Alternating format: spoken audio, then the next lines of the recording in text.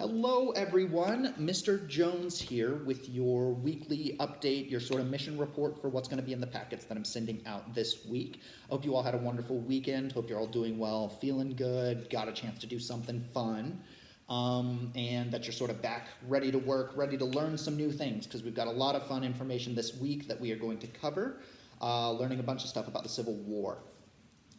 First thing, elephant in the room, I did get a little bit of a haircut, saves on shampoo, and I think it looks nice.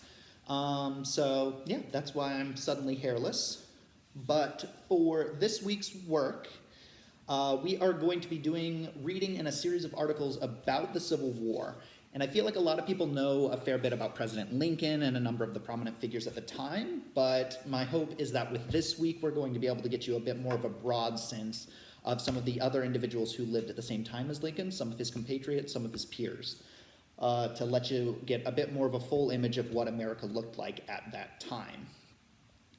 So this week, the packet that I'm sending out has 8 articles in it, so it's going to have more articles than you would read one in a day. So if you wanted to keep some of these, if you found this an interesting subject and you wanted to do them in future weeks as readings in place of other packets that I send out, just let me know when you turn it in, that's entirely fine.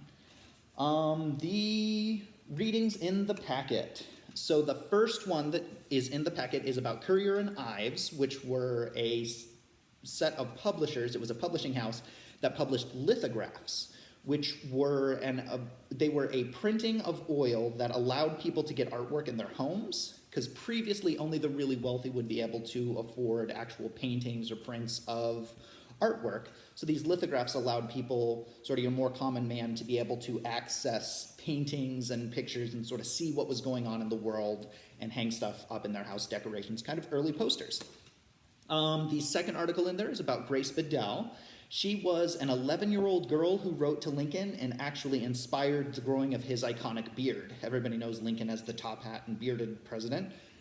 She's part of the reason why he grew his beard. Then there is an article about Clement Vallandigham, who was an anti-war politician at the time. So he opposed the American Civil War, and some of his methods of opposing that actually led to him being exiled to the South, even though he was a Northerner. Next, there is an article about Mathew Brady. He was a renowned photographer known for taking photographs of a lot of politicians at the time, and he would kind of spruce them up to make them look a little bit nicer.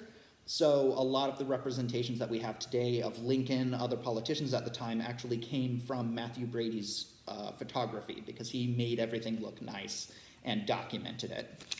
The next one is about Frederick Douglass. You may have heard of Frederick Douglass. He was an abolitionist, a former slave, and a political advisor. He has a lot of really fantastic books and quotes and things about him that are very well known and well used even to this day.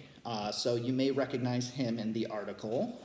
Then there was Horace Greeley is the next article in the set. He was a renowned newspaper editor and publisher. He sort of covered a lot of information at the time. This was a time of major changes in the US, and he documented a lot of that and is a primary source of information for some of our historical information today. Next, there's Walt Whitman. You may have also heard of him. He was a renowned poet, essayist, journalist. He's best well known for a work that he wrote called Leaves of Grass. So he's a very popular American poet, wrote about the time, very nature-centric, things like that. Then the last article in the set is about Horatio Seymour, who was a New York politician, and he supported the war, but opposed Lincoln. So I think it's kind of interesting to see. We all see Lincoln as being like the leader through the Civil War, so I think it's nice for us to get some exposure to somebody who understood the need for a Civil War at the time, but opposed some of Lincoln's policies, and particularly his use of government authority during the Civil War, who Horatio Seymour felt was a little overstepping the bounds. So kind of an interesting perspective on that one as you're reading through.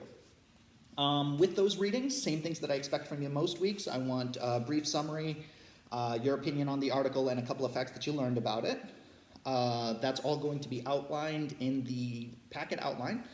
For your writing today, I believe we have your regular dictionary activity, which you should all know by now. Then we also have a flow chart. My recommendation for you for your flow chart this week is a time travel story. So start it off with you travel forward or you travel backward in time. Fill out your flow chart for what would happen if you traveled back in time and met the dinosaurs, or traveled forward in time and got a flying car. Just a sort of a cause and effect, one event, another event, another event. I look forward to reading those. There will be an experiment video coming out this Thursday that you can watch. It'll be posted on this channel as well as Facebook. And then for your social skills challenge, I want you to just concentrate really hard on something that you enjoy. Something that you like to do, something that you like to spend time doing, and then make some time to do that. So it may be that you enjoy reading, spend 15 minutes reading. It may be that you enjoy cooking, spend 15 minutes cooking. Just find something that you enjoy and find 15 minutes to do it a couple days this week. That's your social skills challenge. Your math is going to be sent out separate, so you should all be getting your individualized math packets. As usual, I am available to help on any of the sort of contact channels, so in case you need help on math, writing, or just want to chat, I'm always available. Just let me know. But I hope you all have a wonderful week. Stay happy and healthy, and I will talk to you again soon.